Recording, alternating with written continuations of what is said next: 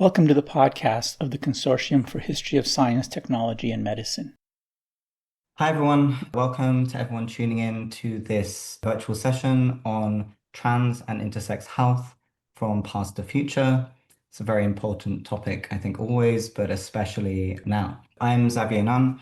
I'm an assistant professor of history and gender and sexuality studies at Northwestern University, and I'm very happy to be moderating today's session. I want to say a brief thank you to the American Association for History and Medicine for putting on this event. Without further ado, I will introduce our panelists. So with us today, we have Howard Chiang, who is Professor of East Asian Languages and Cultural Studies, the Lau Ho and Wu Cho Liu Endowed Chair in Taiwan Studies, and Director for the Center of Taiwan Studies at the University of California, Santa Barbara. He is the author of two award-winning monographs, After Eunuchs, Science, Medicine, and the Transformation of Sex in Modern India. Sorry, I didn't quite catch you. Oh yeah, no, I was just correcting. It was in modern China, not modern India. The title. Oh, sorry. I'm so sorry. Modern China, of course. Sorry. My apologies. And his second book is Transtopia in the Sinophone Pacific, also with Columbia University Press, and that came out in 2021. He edited the 3-volume Global Encyclopedia of LGBTQ History that came out in 2019, and between 2019 and 2022, he served as the founding chair of the Society of Sinophone Studies. Next, we have Dallas Denny, who is a retired applied behavioral analyst and psychological examiner, as well as being a prolific writer. She is renowned for her work on advocacy, policy issues, history, and health practices involving transsexual and transgendered people. In the 1990s, as director for the nonprofit American Educational Gender Information Service, she was the first voice thousands of desperate transgender people heard when they reached out for help, and she provided the information and referrals they so desperately needed. She is editor along with Caroline Wolfe Gould, Jameson Green, and Kyan Lynch for the 2025 SUNY Press textbook, A History of Transgender Medicine in the United States, From Margins to Mainstream. Then we have Carlo Sariego, who is an interdisciplinary sociologist and PhD candidate in sociology and women's, gender, and sexuality studies at Yale University. Their research examines the racialized and gendered politics of reproduction, kinship, and the family. Using qualitative and queer feminist methods, Carlo examines how shifting bodies and contested borders produce social consequences in the US and transnationally. Their recent publications include a Science article on reproductive coercion targeting Latina migrants across 2 political arenas, and a feminist theory article that proposes a transfeminist rethinking of pregnancy. They're working on their first book titled Critical Fertilities, which is on the past, present, and future of transgender reproduction. And last but certainly not least, we have Ravel Sequeira, who is Assistant Professor of Women's and Gender Studies and of English by courtesy at the University of Michigan, where he co-directs the Global South Gender and Sexuality Collective. Ravel is currently working on a book manuscript on sexual scientific histories and fictions in India, tentatively titled The Empire and Its Deviants, Global Sexology and the Racial Grammar of Sex in Colonial India. Ravel's work has been published in Modernism/Modernity, Signs, GLQ, and History of the Human Sciences, and is forthcoming in the Oxford Handbook for Queer Modernisms and the Oxford Handbook of LGBTQ History. So as a sort of opening question to you all, it would be great if we could hear primarily about your research, and perhaps we'll go in the order that I introduced everyone. So over to you, Howard. Thank you, Xavier, for the introduction and for moderating our panel. This is a very meaningful panel to reflect, especially on the history, present, and future of trans and intersex healthcare around the world. So I'll say briefly about what my work has been about, and then maybe we can carry on the conversation from there. Broadly speaking, my work looks at 3 topics. It's typically situated in the history of East Asian culture, but also sometimes transnationally and globally. First is the history of gender and sexuality, especially the history of experiences of trans and queer subjects. And the second topic that I work on is the history and conceptual foundations of the human sciences, including sexology, psychiatry, and psychoanalysis. And the third area in which my work is situated in is in Sinophone studies, which rethinks Sinitic cultures around the world through this paradigm to reconceive regions such as Taiwan, Hong Kong, Singapore, and parts of Asian America, where the category of Chinese kind of fails to capture the complexity of cultural expression. So most of my research is situated at intersections of these fields. For example, I have contributed to the development of queer Sinophone studies to think about the co-production of Chinese imperial hegemony and heteronormativity. Recently, have begun to work on a new project on the history of Confucian Freudianism to think about how Sinophone experts across the Pacific contributed to the rise of transcultural psychiatry and psychoanalysis. And in fact, this project was partially funded through a fellowship from the Consortium for History of Science, Technology, and Medicine. So my first book after Unix is a history of sex change in modern China. It begins with the demise of castration in the late Qing dynasty. So late Qing was the last dynasty of imperial China, to see how the demise of eunuchs and castration paved the way for the emergence of transsexuality in Cold War Taiwan. And so I'm looking at, on the one hand, the history of the conceptual history of sex itself, how it changed over time, but also through that lens, how can we think about the social history of transness, such as, for example, when sexual minority bodies from the past, including hermaphrodites and eunuchs, actually served as a critical anchor for Chinese thinkers to grapple with these new ideas about sex, scientific ideas about sex and sex change in the Republican era. So the story really concludes with the widely reported story of Xie Jianshun, who was probably the first Chinese transsexual in Taiwan. And I would say, so this kind of concludes, my narrative concludes around the 1950s. And I would say that prior to after Unix, there really have been no serious trans history of China written. So that was kind of my first book. And my second book, Transtopia in the Sinophone Pacific, was written in some sense to challenge some of the Western centricisms that I was sensing in trans studies. One of the things it does is to carry the chronology from the 1950s to the present in trans Sinophone history.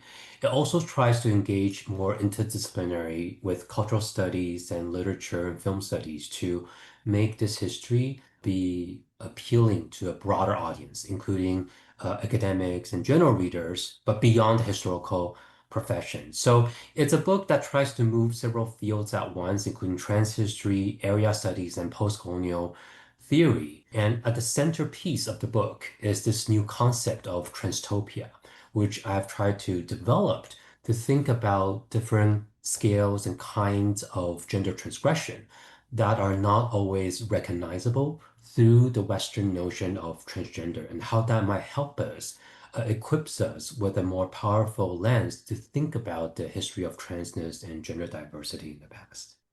Amazing. Thanks, Howard. And I think Dallas, if you could share us a bit about your research with us, that'd be amazing. Thank you. Sure.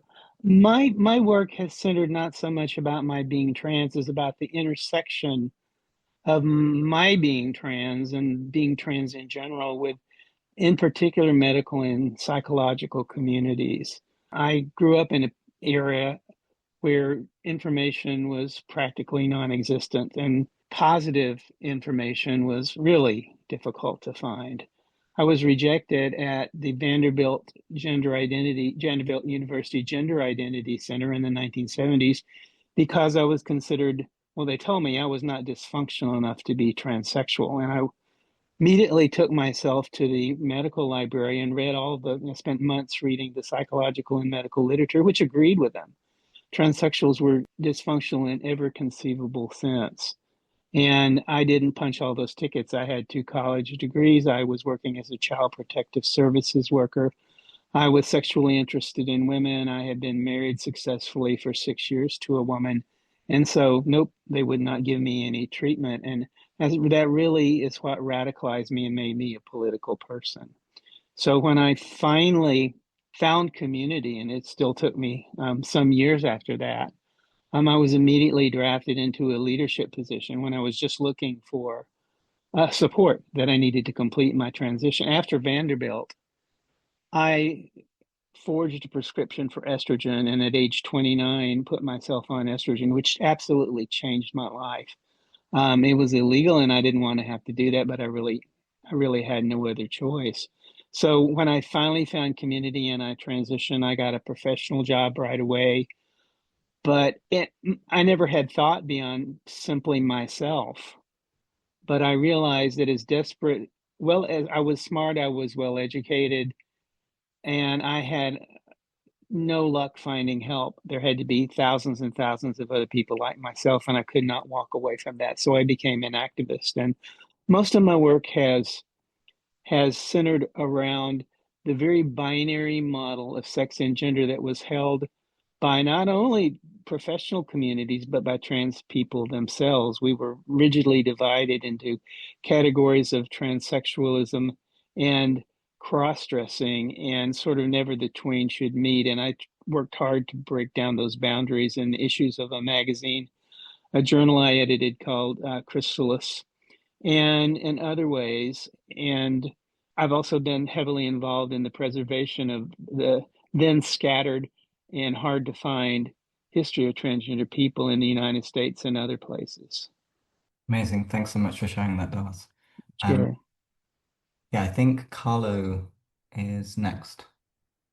Yes. Hi, everybody. I just want to say it's like truly an honor to be here. I'm so grateful to be among such brilliant people. So yeah, my name is Carlo Sariego, and I broadly study transgender reproduction and fertility specifically. And I feel like to introduce myself, the best way to do it is kind of take a very brief intellectual history. So I come from an immigrant household. And so I was raised in a family that was kind of like splintered by state-based violence. And so, I've kind of, not that it all comes down to the family, but I've always been very interested in topics about family and reproduction. And so my earliest work has been looking at mostly the utilization of reproduction to serve racial nationalism in the US. So my first paper that's out in Science is on what I call like reproductive outsiders, mostly looking at like racialized subjects and the kind of contradictions in how reproduction is controlled. And so from there, earlier on in grad school, as many of us started to notice, the kind of uptick in anti-trans attention in the United States was very interesting to me.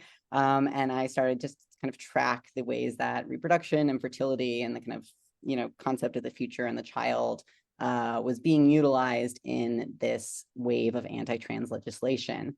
So that led me to write the first chapter of my, book project.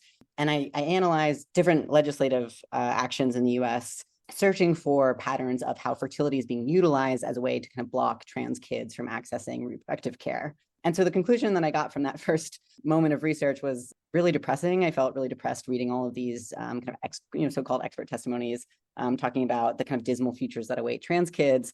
And I thought to myself, I am trans. I know lots of trans people who have these vibrant reproductive lives. And the present, these legislators are talking a lot about the future of trans kids, and I'm interested in what that future might actually look like. And so that led me to interview trans people about their reproductive lives. So that's the other kind of part of my project. And in interviewing people, I found that when I asked trans people to try to speculate about reproductive possibilities, specifically about, again, this kind of idea of the future, oftentimes they had difficulties thinking beyond the material conditions of the present. And that is what really brought me into the kind of historical work that I'm doing now. So I was interested in like, okay, so having a hard time imagining what the future might look like for ourselves. The present is pretty dismal. What does the past have to say about the future specifically? So the project that is the historical thrust of my project right now is looking mostly at late 20th century reproductive innovations and reproductive technologies, and the way that those innovations spurred speculations about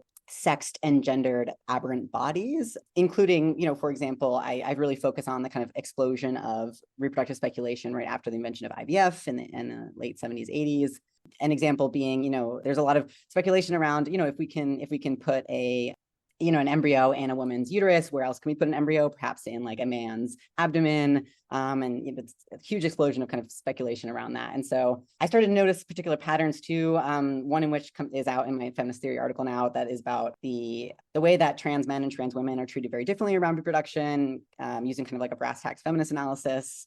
And I guess I'll kind of just wrap it all up to say that what I'm discovering is that, questions about reproduction and fertility circulate around trans bodies, and in some ways have, at least in the recent past, but in completely different ways than they do now. And so I've been looking at the changes in affect around trans people and trans reproduction, in particular examining figures like the pregnant trans man and how that kind of concept has changed over time, as well as the deeply racialized origins of theories about reproductive aberrations, in particular looking at the concept of Coulade syndrome, which is this theory about kind of other cultures having male pregnancy rituals, and comparing that again to kind of theories about sympathetic pregnancies in the late 20th century.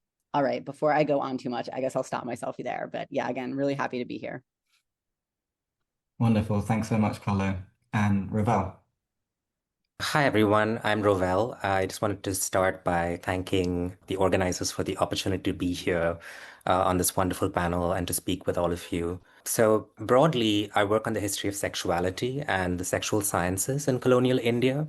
My research focuses particularly on the translation and vernacularization of vocabularies of modern sexual identity in the late 19th and early 20th century India, and their commensuration with earlier pre-colonial Indian vocabularies of sex, gendered embodiment, and eroticism. In particular, I'm really interested in exploring the idea of the translation of the individualized confessional sexual self in a colonial context like India, because confession was cast as being rather unnatural in the Indian context on account of its supposedly collectivist modes of thought expression and kinship organization by the colonial sciences. And because of this, Indians are habitually sort of cast by the colonial sciences as being either untruthful or secretive or otherwise inscrutable, right? So what does that do to the logic of confessional sexuality? I'm currently working on finishing up my book, The Empire and Its Deviants, as Xavier mentioned.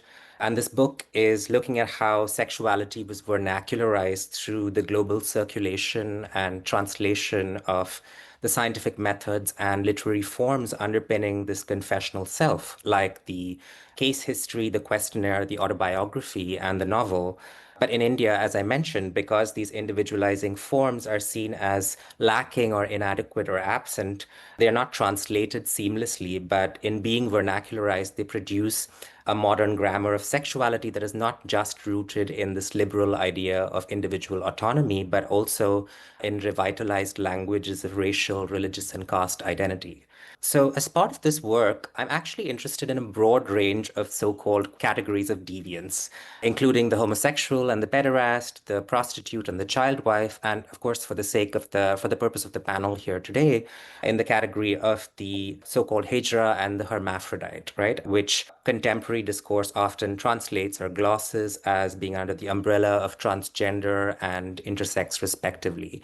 So I'm very interested in how the histories of these categories both sort of converge and diverge in the history of medicine and anthropology because of the way that colonial discourse constructs both bodies in relation to each other. So, just to give you a quick example, what we know from the work of scholars on Europe and America is that the figure of the so-called real hermaphrodite or intersex body vanishes in the late 19th century as scientists insist on the concept of pseudo-hermaphroditism, or seeming double-sexedness under which there is a true sex. And we all know this quite well.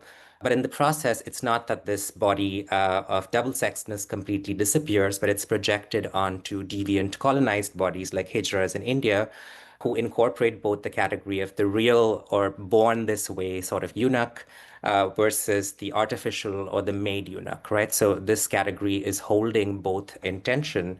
But there's also, a kind of further complication in terms of biomedical knowledge because this kind of knowledge is both sought after and somewhat sidelined in the histories of these two categories. So, for example, it's colonial anthropology that is really surveilling hijras based on gender embodiment and public performance. But medical knowledge is somewhat, taken on board in order to determine if hijras are real or so-called or made in that sense, but far less than in the cases of the regulation of female-bodied sex workers, for instance. And part of this, I'm arguing, is because hijra bodies and hijra communities actually are fugitives from colonial anthropology and from colonial state sciences in the late 19th century because anthropology and medicine are not neutral projects, but they seek to fix hijras in order to stamp them out. And so, in that sense, hijra bodies actually disappear from the medical archives by the early 20th century. On the contrary, of course, we do find the figure of the hermaphrodite body that is increasingly present within the case note. So I'm very interested in what happens to these two categories in conversation with each other. But as this example shows, my research isn't exclusively focused on biomedicine as the key site of colonial sexual science, but on a range of institutions and social actors, right? I'm also working across various fields like anthropology, penology, and literature, because the disaggregated and non-centralized nature of the sexual sciences in India have implications for how we understand the non-uniformity of paradigms of trans and intersex healthcare in India, even in the contemporary moment. So it's important to look at both the continuities and the ruptures between those eras. And I'll stop here. Thank you.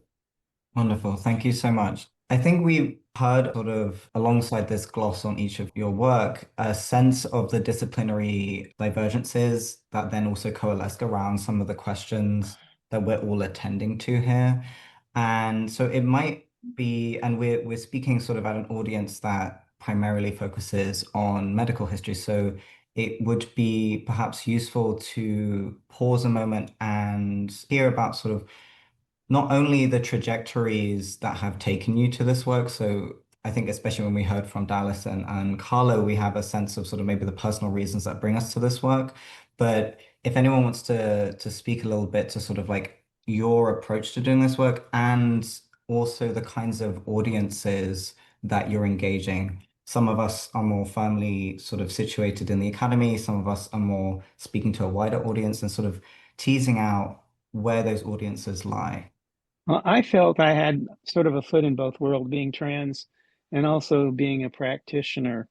And I saw a medical literature that was generated by the gender clinics that were looking for as much deviance as possible in the people who applied for sex reassignment and turning away those that they did not deem deviant enough, like myself, and a transgender community that was firmly divided into two camps of cross-dresser and transsexual, and boundaries not being crossed, and transgender people not being taken seriously because we didn't take ourselves seriously. So I was working to both educate mental health professionals and just demanding that we be treated with respect because we were essentially laughing stocks. And I formed a professional organization, which was Aegis that you mentioned. That's the acronym, and a journal, and had quite an impact on sexologists. And I also worked with transgender people to educate them about possibilities between those two camps that were existing, between being transsexual, which at the time meant you were destined for genital surgery after a period of hormones, and cross-dressing, which means that you didn't even think about such things. And I generated data that showed actually cross-dressers think a lot about the same things transsexuals think about doing to their bodies. And we're being sort of politically silenced by the leaders of that portion of the community, and transsexuals that were contemptuous towards cross-dressers. And looking at a middle ground, I published an article by the late Holly Boswell, that was an article about the transgender alternative, it was called. Is there something in the middle ground between these? And that really had a huge effect on the trans community, because within a couple of years, that term, people were thinking about that and talking about that. We had also, those two arms had that I talked about, the cross-dressers and the transsexuals, as they were then called, weren't talking to one another, because if you went to the clinic, they had all kinds of confidentiality requirements and they wouldn't put you in touch with anyone. And if you were a cross-dresser, then there was no contact with. So it was only in the mid-'80s when the International Foundation for Gender Education and other organizations started being open to both of the people from both branches, that we even started talking and started generating our own language and started exploring alternatives to this set of medical identities that had been created for us. Anthropologist Anne Boleyn likens them to slave names, and we started inventing our own terminology and our own name, and it has absolutely exploded. So I'm happy that I did that, and I've taken some personal satisfaction. And of course now, I'm seeing the hard work so many of us did for 20 or 30 years being reversed in the United States for political reasons. After generating data to move from a mental illness model of transsexualism to a healthy transgender model, did that data being disregarded for politics? It's absolutely being disregarded. Absolutely. And kind of speaking to that, the educational purpose of your work then not only informing the medical field itself, but also the fissures like between trans people, and then the weaponization also of that information in this current moment. Definitely. I don't know if anyone else wanted to chime in on the kind of audiences that you're engaging, maybe trajectories that have led you to doing this kind of research. I'm happy to take a stab as well, because, I grew interested in my project at a very interesting juncture in India from the years 2014 to 2018, when, in very rapid succession, a wide array of gender non-conforming folks in India were granted recognition by the Indian Supreme Court as being either third gender or transgender in 2014, and then colonial era laws on sodomy were struck down in 2018. So my early work and the arenas in which I presented was also really concerned with these histories, and particularly with the impact of transnational US queer and trans politics and the language of the rights-bearing citizen, particularly in the international discourse of human rights, which informed this new subject in the Indian case. But from there, I was also interested in looking at sort of prehistories of discourses of subjectivity for queer and trans folks across the late 19th and the early 20th centuries, because I wanted to look at earlier colonial, imperial, and transnational networks through which these discourses sort of circulated. Because I think it was really important to also highlight how this new recognition that the Indian state had granted was not just in a pastoral capacity of, increasing rights or increasing bouquet of rights, but also continued many of the violences of the colonial era. So, for example, in 2019, there was a Transgender Persons Protection of Rights Act that nullified self-identification as the parameter through which to claim trans identification, but insisted on a very medicalized model and a very sort of juridical model of having a district magistrate and a psychiatrist sort of verify gender transition in a very limited way in order to claim any kind of entitlements, right? And this really has echoes with earlier colonial histories of the registration of so-called eunuchs, albeit in this case it is meant to be supposedly for the rights of the trans people involved, right? But we know that they are coming with very limited notions of what it means to be trans, and limiting the horizon of what is possible as well. So I wanted to highlight that. Carlo, yeah. Yeah, I mean, I can also jump in here and just give a little bit more context from where I'm coming from. And it's wonderful to hear everybody else's kind of audience and approaches. I mentioned this in my brief introduction, but I come from a background in feminist reproductive theory and study.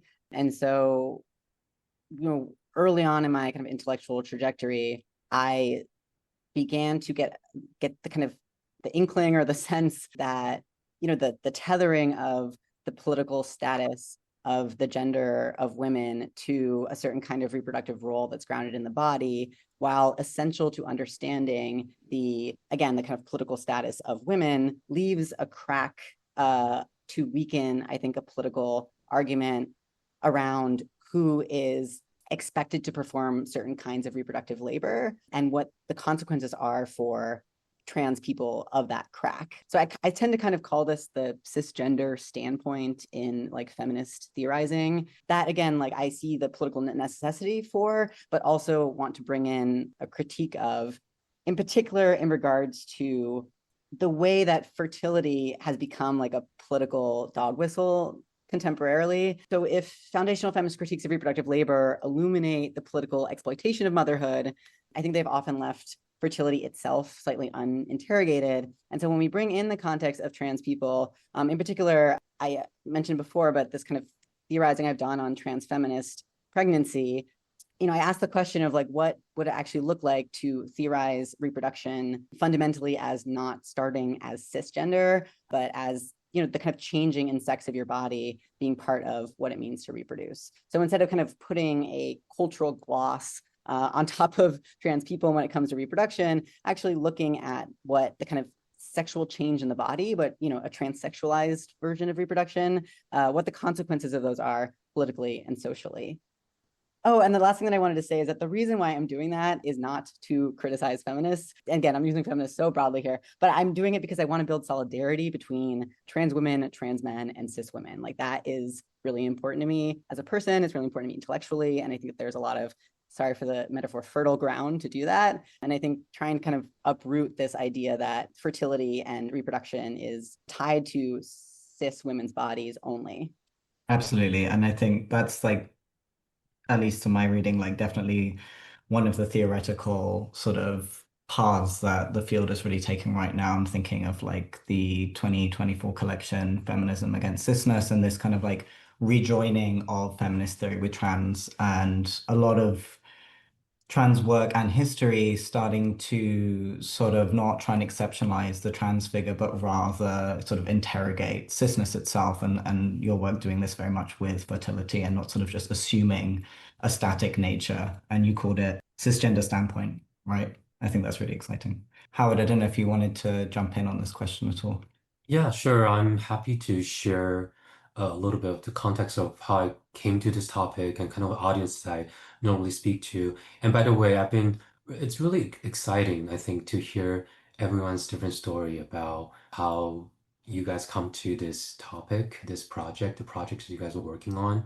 I mean, for me, I think my interest really matured alongside kind of like the convergence, I think, of two intellectual problems, I would say.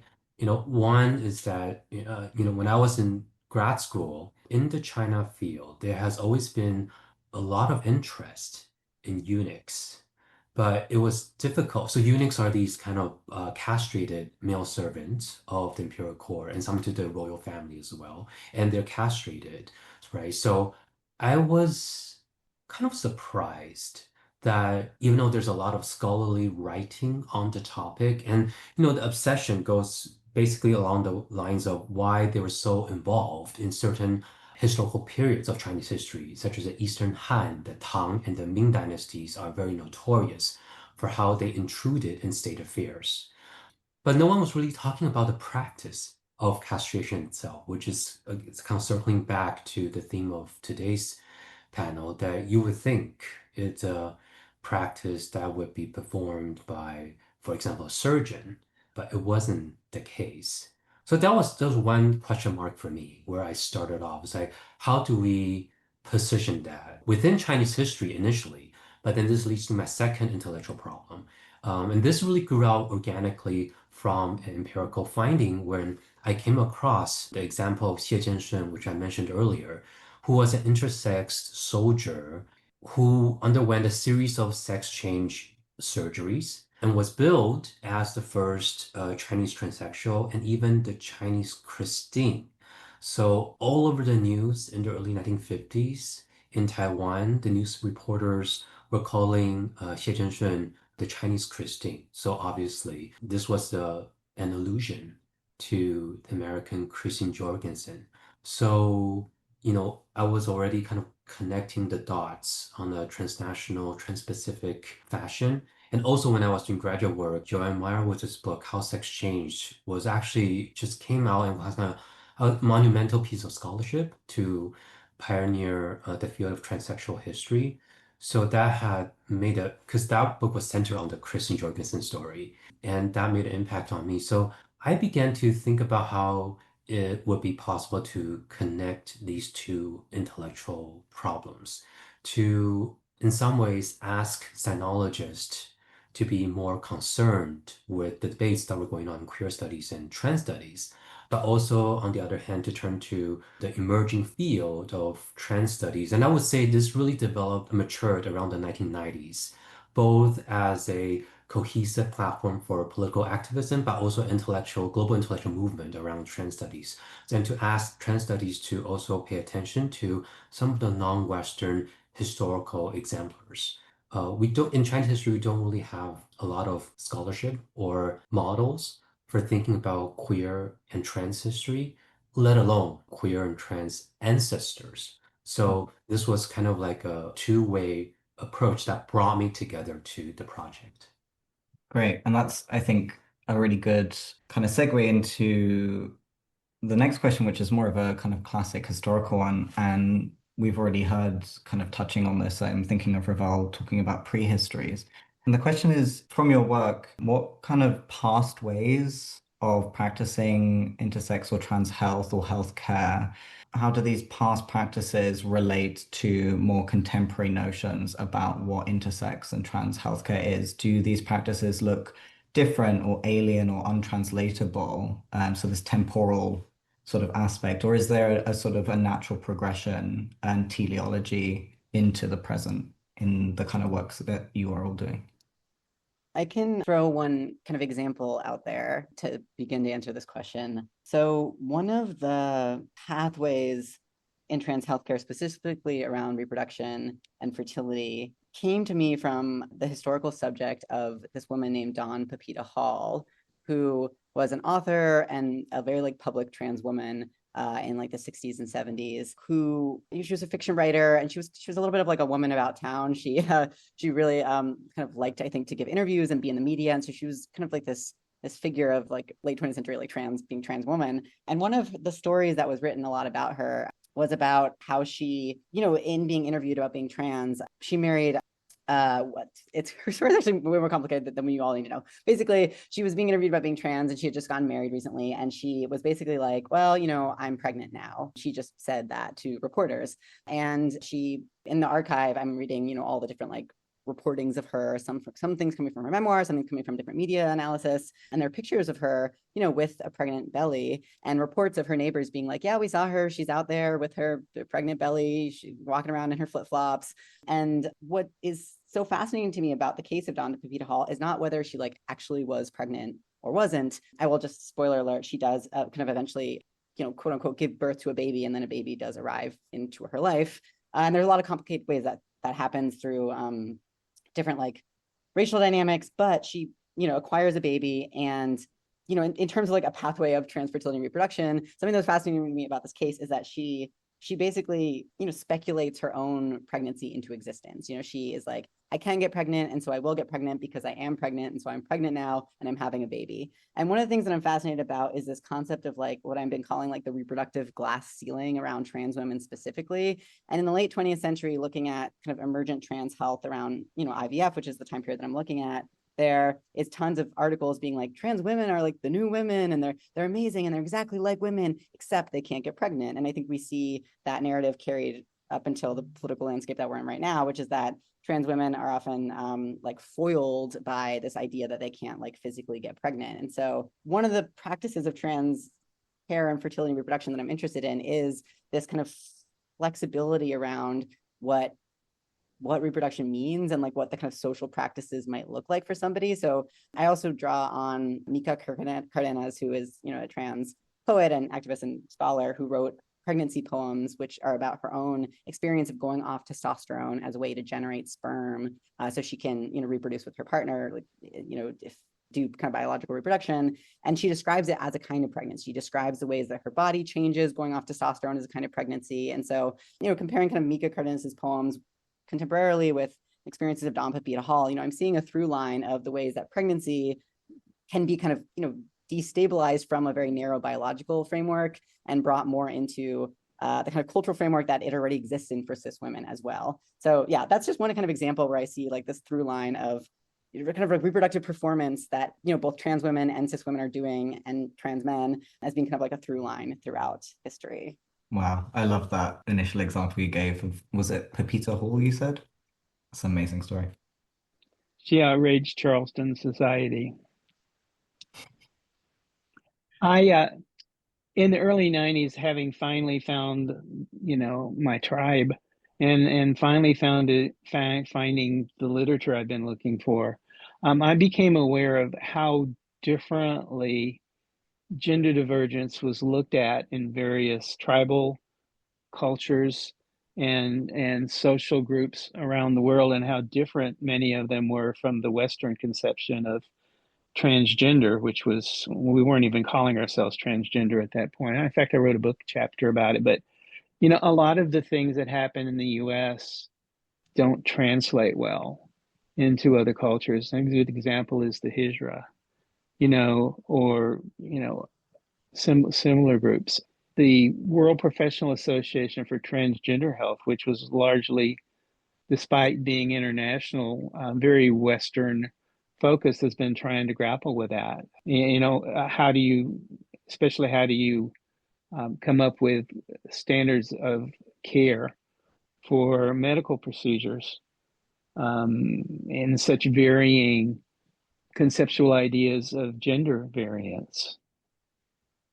I didn't know if Ravel wanted to jump in there on the kind of mention of the Hijras, but I don't want to kind of like push the question to you if that's not something you wanted to engage. No, of course, but I think it's like, as I mentioned, right, there are certain continuities, and I am interested in these histories of, let's say, categorical emergence, right? But I think, of course, that, and we can talk about this, when we are thinking about translation as well, that, transgender certainly is a kind of Anglophone category, but there's no reason to assume that hijraness is the dominant form of gender variance in the Indian context. And it does become that in the colonial period as well. So, it's not so much about categorical purity that we're sort of interested in, but, what sort of exclusions or how they sort of interact with governmental services, what possibilities do they enable, what possibilities do they close off for folks, right? And I think in terms of the continuities question that, you'd posed as well, I think how far from teleology, right? That there is so much continuity between the past and the present in the case of the management of so-called intersex conditions by the biomedical establishment in India, as well as this concern to maintain the sex binary in very patriarchal terms. So, for instance, what continues, I've noticed through my own research, is this tendency for doctors in India to insist often, or to at least accommodate very willingly, parental desires for their kid to be raised male because of a preference for sons in the Indian context, right? And for related surgical interventions. Whereas, for female assigned children, there is often far more concern about their fertility, to go back to, in some ways linked with Carlo, and to think about, why is it that, adequate, what does adequate fertility mean in this context? And why is it more important for individuals assigned female versus individuals assigned male at the point where the medical establishment intersects with intersex bodies, right? So I think there are lots of continuities actually between those histories, and that's important to look for.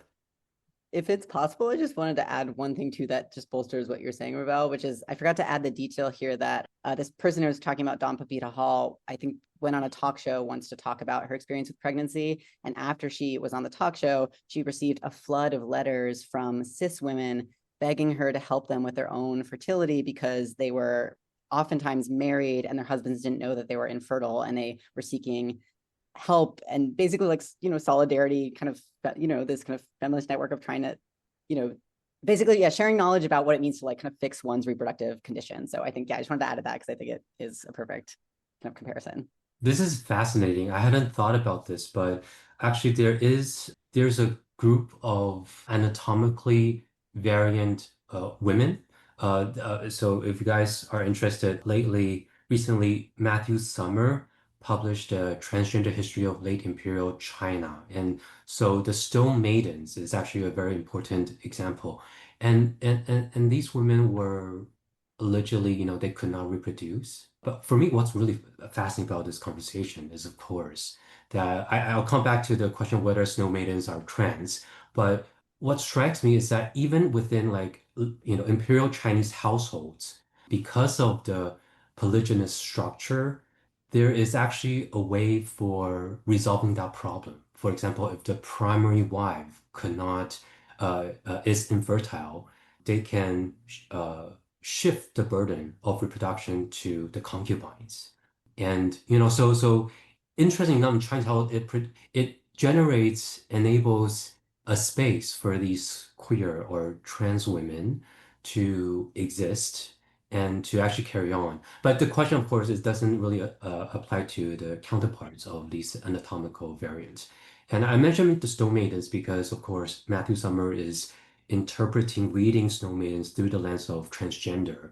But I think that this really raises interesting questions, intellectual questions about the lens through which we read these historical actors and their experiences. I think more recently, the field of disability studies has also invited us to think about, why, because if disability is conditions that requires broader social attention and management, that the experience of these Stone Maidens might be more appropriately located within disability history. So I mention this because it's not quite. I don't see the history of Stone Maidens encounter with midwives or doctors as strictly kind of trans or intersex healthcare. But, this might be an interesting point of reference in the sense that it is a rupture, right? Because if we want to talk about transgender or trans in our contemporary lexicon, it does carry with it these whole epistemic but also social apparatus behind medical and juridical notions about what counts as transness. And Western medicine, including surgery, hormone, and psychiatry, is part of that broader apparatus. So just to go back to Xavier's question then, I think there is a rupture there. And that rupture sometimes actually serves as a very interesting and useful reminder about what other kinds of bodies are out there in the past in different parts of the world. Mhm.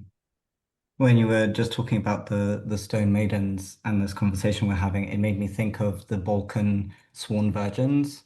I was thinking of that too. Yeah, this kind of reversal, right? Where it's like because of the male lineage and because of the blood feuds, maybe all the male heirs to a family would have been killed.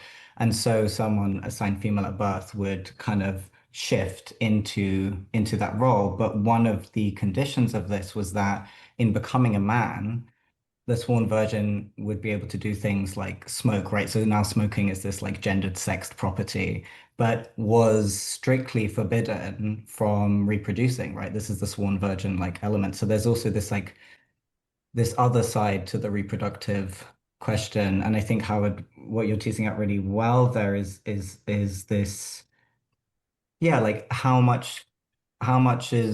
useful, like what are the limits also of a trans epistemological framework? Like at what point do we want to use this to describe something and where does it kind of fail and fall short? And we've already been kind of incorporating, I think, elements of this next like question that I have for you, which is in part geographical and maybe in part epistemological and more about knowledge production. But I'd love to hear about how you guys see the relationship between the kind of hegemonic US presence, both in sort of like the field of trans medicine, but also the kind of fields of academic and other kind of epistemological ways of thinking, and transnational networks or modes of knowledge production on intersex and trans medicine. Yeah, I love this question. I can jump in very quickly on this because I mentioned the American Christine example, but also the Chinese Christine. And in fact, as I was finishing the book, in conversation with other historians and scholars, I also discovered that there were a Japanese Christine in Tokyo who was treated for her alleged penile, like genital illness. I think it was a penile cancer that the doctors claimed to treat to carry out her sexual assignment. And then there's also, of course, the Mexican Christine, right? Marta Olmos, who used to be Jorge, and the medical team used this surgical approach as a solution to Jorge's male homosexuality. I mean, it's very striking to me. All of these Christines came up all over the news in a short span of like 2 years, from 1952 to 1954. And they came up in different parts of the world. I mean, in the book Transtopia, I call this kind of the global Christine example. But for me, of course, US presence and hegemony might play a partial role, but the reason why I wanted to position these different Christian examples on the transtopian continuum is to precisely to try to push back against any kind of assumed hierarchy of transness, right? So that these different embodiments and experiences of sex change, each of them has a different story to tell. And so if once we stop assuming a hierarchy, and once we start thinking about some transtopian spectrums, then it becomes possible that we don't always resort to a limit test or a paradigm such as the American Christine as the most obvious way or obvious reference point from which we can determine the acceptable kinds of transness. So again, I think these historical examples are extremely telling because some of these geographical and cultural diversity can help us unsettle some of the presumptions embedded in our categories. Yeah, I just want to share that example because it's for me it's very telling. Mhm. I don't know if anyone else wanted to take a stab at that. I can think about it with you a little bit because, we were talking about the purity of categories and how they don't necessarily hold up. And, I think Howard's example is so useful there. What does transgender, transsexual mean? When it's cited in a different context, but may not necessarily mean the same thing, right? So the same word might, be repurposed in a very different way. So, and I think there are, longer histories of this. So I'm not really so interested in the idea of, autochthonous or indigenous categories so much as how do they, how do they interact and produce stratification and hierarchization in what is possible, right? So for example, it is important that transgender, of course, is part of an Anglophone network. It is producing a certain, often read as producing a certain kind of biomedicalized understanding. And, but it's also seen as neutral, right? It's the universal against which a hijra local might be posited. And so, but it doesn't take into account how, for example, that in the process, like it's not quite neutral because trans is often an identification that is contested between middle class and upper caste folks in India who claim that they are not hijras, but they are trans.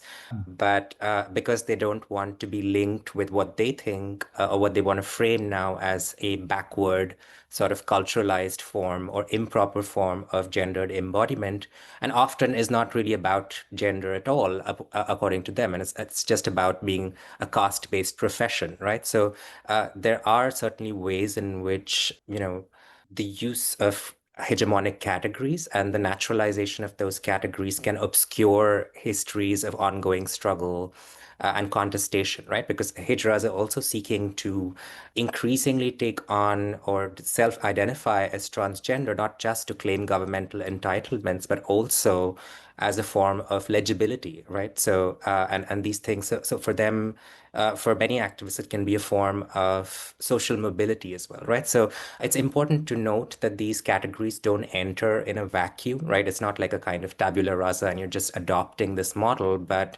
it's entering a space that is already very convoluted. And, so thinking about what transgender does, right, rather than where it comes from, is something that I'm very interested in. The categories and the language are constantly evolving. And so what worked, what a term meant 10 years ago doesn't necessarily mean what a term means now. For instance, when the term transgender was introduced by the trans community, it was largely envisioned as an umbrella term to cover all gender variant people, and is now an identity in and of itself. So, it changes with extreme rapidity.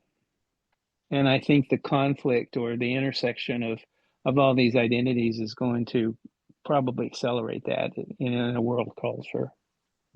I just wanted to add one thing to the conversation, which is that so this was kind of by necessity. When I was interested in like transgender reproduction, just in like the very beginnings of trying to look historically, as I'm sure many of you have encountered this challenge, it's kind of hard to find trans people, so-called, in like, again, quote unquote, the archive, especially when you're talking about like trans reproduction, whatever that might mean. And so where my historical work is right now is that I've been looking at pregnancy, more so than like the trans of it all. And what I've found is that, and I'm being like slightly speculative here on, on where I'm at in my project, but, at this moment of the late 20th century, where I've kind of solidified around the concept of IVF exploding, I'm noticing a change in the kind of concepts around like so-called male pregnancy. And so I mentioned this a little bit early on, but this kind of idea about kuvad, which is an anthropological concept that refers to like kind of both cultural and even sometimes physical practices of like male pregnancy rituals in other cultures, exoticized cultures, coming from often like American anthropologists, is often used as a way to describe the kind of like racial practices of reproductive aberrations. And so what I'm kind of finding here is that trans people are like implicated in these like racial logics, but are not the target of them. The target of them are like quote unquote other cultures, and also like Black people in the US, like Black families. This is also a moment where the Moynihan report is being published. So the kind of histories of pathologizing Black families and trying to tie fertility and reproduction to cis bodies like are the same history. And that's all to say that I just, when I'm talking about my work, and I think you all are kind of implying this, the word transgender and transgender reproduction, transgender does not kind of automatically radicalize the politics of reproduction. In some cases, the kind of the tethering of gender in the United States to certain kinds of reproductive practices and pregnancy is a settler colonial history. And so like, to put it plainly, to become a full woman in the US is to, kind of give birth to a child in this, American kind of reproductive history. And that's like fundamentally like a racial project, as much as it is like a gendered one, if not more so. So I just kind of wanted to add the kind of the settler colonial American aspect of the is like core, I think, to understanding what I might be calling like transgender pregnancy. Mm-hmm. Absolutely. And I think that's, that there is this like long tradition of sort of understanding how race makes sex and sex makes race, and there's sort of not these discrete categories of being or even imposition, right, by certain vectors of power, which I think is a good way of getting sort of at this penultimate question that I have for you guys, which is about, we've talked a lot about, like biomedicine in various different ways, and that's a term that's normally used to describe state power, right? Official institutional forms of power. And I wondered if anyone wanted to talk a little bit about sort of maybe like the tensions and the differences or the overlaps between maybe these more official top-down forms of power, or like how that power is reproduced, and more informal or DIY aspects, because this has obviously been an important area of intersex and trans medicine as well. I mean, I'm thinking here of Dallas when you were sharing your opening description of your work. You mentioned you were like, I wasn't allowed to go to Vanderbilt, and so I went on hormones myself. Right.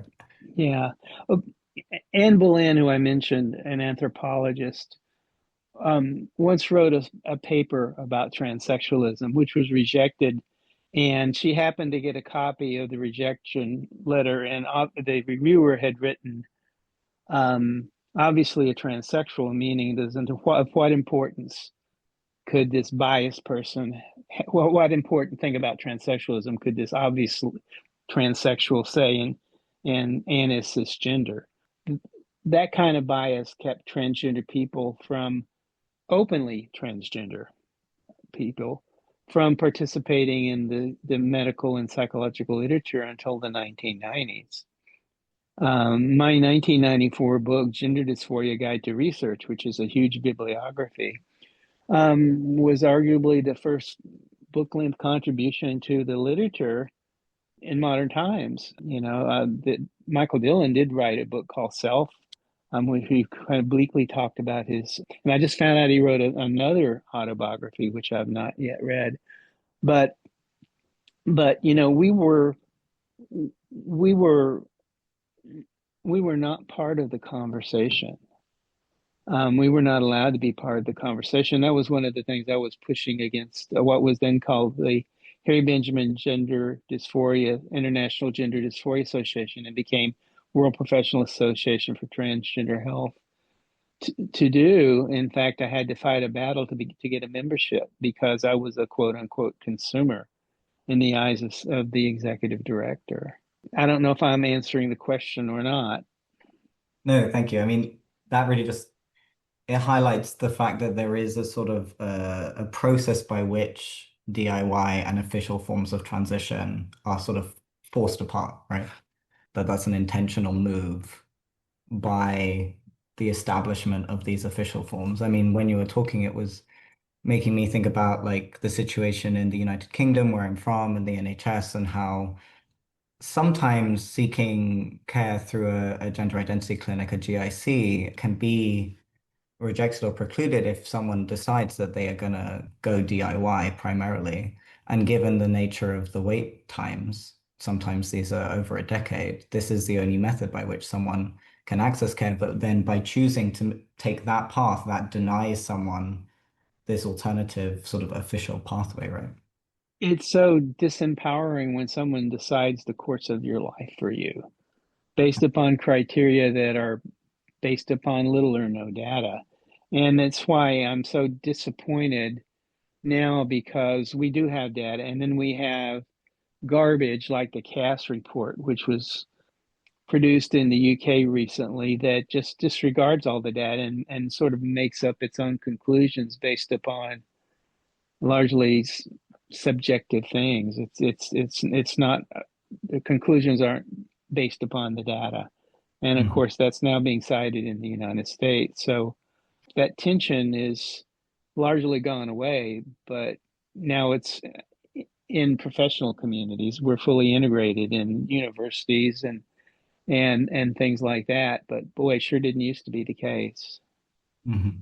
I don't know if anyone else wants to add anything to that. If not, we are coming close to time, and so we can also go to sort of the last question, which was, and this is obviously like speculative, can rarely tell the future, but is there anything that you think, any guidance that we can sort of take from the history of trans and intersex healthcare that can give a kind of like approach to the present, or even sort of pushing that even into the future?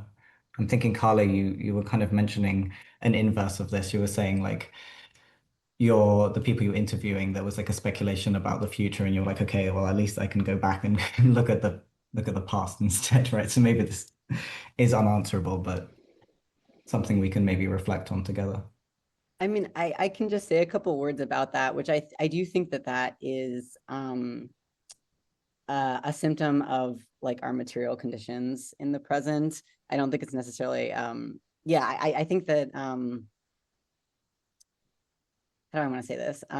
One of the things that I'm very interested in, and I get this concept from a historian of science, Joanna Radin, is her concept of like the speculative present. And so she describes, she's talking about like Michael Crichton in science fiction, but I'm appropriating her term perhaps inappropriately, to talk about how, when we talk about the future, think about the future, speculate, we are creating the materials conditions of the present. And this is very true for trans healthcare, especially with trans kids right now. So, legislators are speculating about the futures of trans kids, and it's not looking good, right? They're creating the material conditions of a non-existent for trans kids. They're saying trans kids won't have reproductive lives, and so they are guaranteeing it. And what I find in interviews with trans people, oftentimes like reproduction and transition are intertwined. Transition is a pathway to reproduction for a lot of trans people. I mean, this is kind of intuitively true and true in my data, in that, if you can't imagine a future for yourself, if you're miserable, getting depressed and experiencing, severe gender dysphoria, you probably don't think of yourself as a future parent, right? So transitioning is often like a pathway to reproduction for trans people. And also like the kind of literal physical process of transition, of changing your sex, can also be part of reproduction. I've interviewed trans people who say all kinds of things to me, including, I'm a trans man, I'm pregnant, but it makes me, I've got a big belly now. It makes me feel more like a man. I'm kind of making myself, I'm making a baby. It's a completely different process for trans people. And I think the one thing that I want to say, kind of to make it historical, is that the kind of hyper surveillance, I think, on both reproduction and like trans medicine, transition specifically, are intertwined, in that there's like no room to be ambivalent. And I think that is like politically true across both, again, reproductive politics and gender affirming care.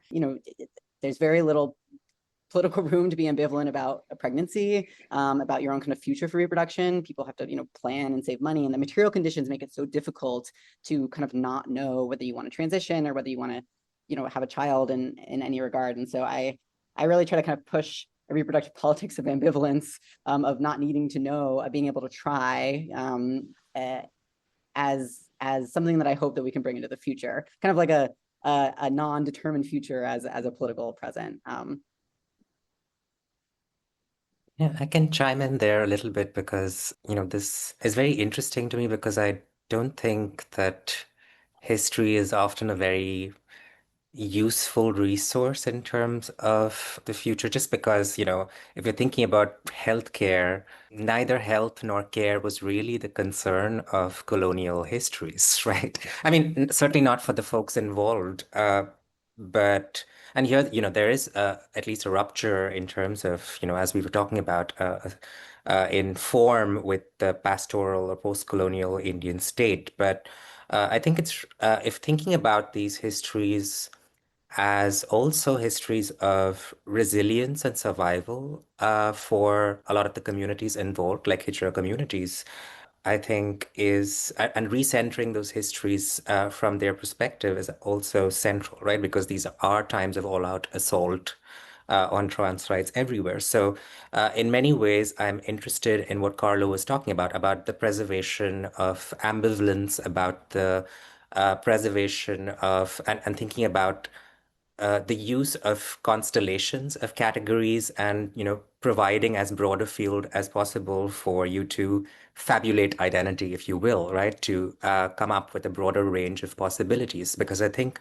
in this moment of, I guess, heightened state surveillance, we want to think also certainly about this question that Xavier, you were asking about, the DIY mode of trans and intersex healthcare, which is, I think, a very under-researched topic, certainly for India, and I'm thinking more broadly in the global South as well. So I do think that we want to think certainly about modes of evasion and lying as a kind of counter ethic, as fabulation in general, as ways of resisting the biomedical as well as prospects for the future, right? So that I think we have in common, certainly. So Yeah, and just to build on that point, and to also bring back, Dallas's earlier point about the history of this idea of transgender, how it evolved over time. I was gonna mention a more specific example in contemporary Taiwan, which I think is not entirely relevant now, but just to think meta-conceptually, right? That the uses, I guess, or misuses of history, I think it's actually very telling. And for some, I think for many of us who are thinking critically about trans and intersex history and healthcare, it I feel that it's absolutely imperative for us to continue to keep our horizon open and to continue to keep our prism as open-ended as possible. And I mention this because, first of all, I mean, I think in the 1990s, there's been a lot of debates about queer historicism, about how a different kind of queer past, where you're looking at ancient Greece or medieval Europe, they're supposed to show us some kind of queer other possibilities, alterities. There was certainly that debate. And then now with the rise of trans studies as more and more mature field, it's already asking many historians, including myself, to rethink what we think or we thought or we understand about some of these historical actors. A lot of the debates, let's say before 2000s, were centered on whether these historical individuals were gay or lesbian, was centered on the question of sexuality. But of course, right, so good, great that Joan Scott wrote this article about gender as a useful category of historical analysis. Now, that the rise of trans history could push us to rethink, are these historical actors, the importance of these historical figures and their experiences centering on sexual erotic experiences, or is gender variance actually a very key components that we have tended to sideline in past discussions? So for me, this kind of critical distance that we maintain with our analytical prism and the reason why we have to maintain an open mind about the prism we use to look at the past, it should be very instructive to the present and the future. You know, it's kind of like my underlying ambition that any kind of histories we write, we will bear in mind that it's always only tentative, right? Because different intellectual paradigms and trends in the future will reshape our perception of the sources that we come across. And this is not to, by the way, I want to wrap up here, but I want to add a footnote to say that this is not to stand on a negative viewpoint on more, I would say, categorical or identitarian approaches to queer and trans history, because these essentialist viewpoints are very crucial to the founding of the field, but just that there always has to be some kind of interaction between them. I really like that. As you were all speaking, I was kind of thinking something that Ravel said was sort of, you know, the past can't necessarily guide the future, and that's a sort of impossibility in many different ways, but there could be a pragmatic element where we can look at concrete examples about how people have accessed healthcare in different times and places where the kind of the institutional setups that we have that very privileged people often can access may not be available in our current situation or have just never been available for people. But that we can take a kind of a lesson from how people have approached that in the past.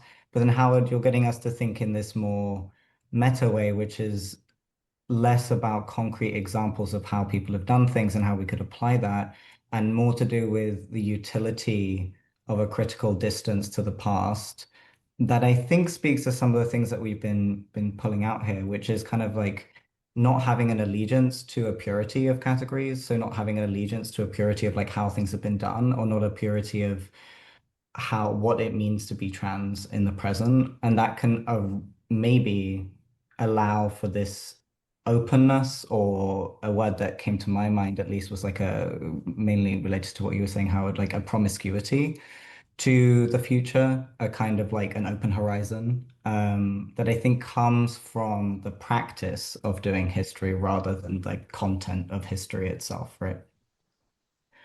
Great. We are at time, I think. Yeah, thank you everyone for joining. I mean, this discussion's been fantastic. I'm so excited.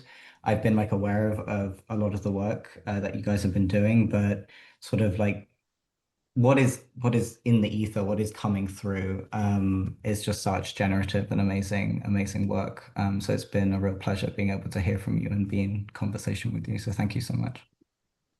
Thank you for having me. Thank you all. Yeah, this was wonderful. Thank you. Thank you for a great conversation. This has been a podcast from the Consortium for History of Science, Technology, and Medicine. For more information on this topic, as well as other podcasts, working groups, fellowships, and resources for learning, research, and teaching, please visit www.chstm.org.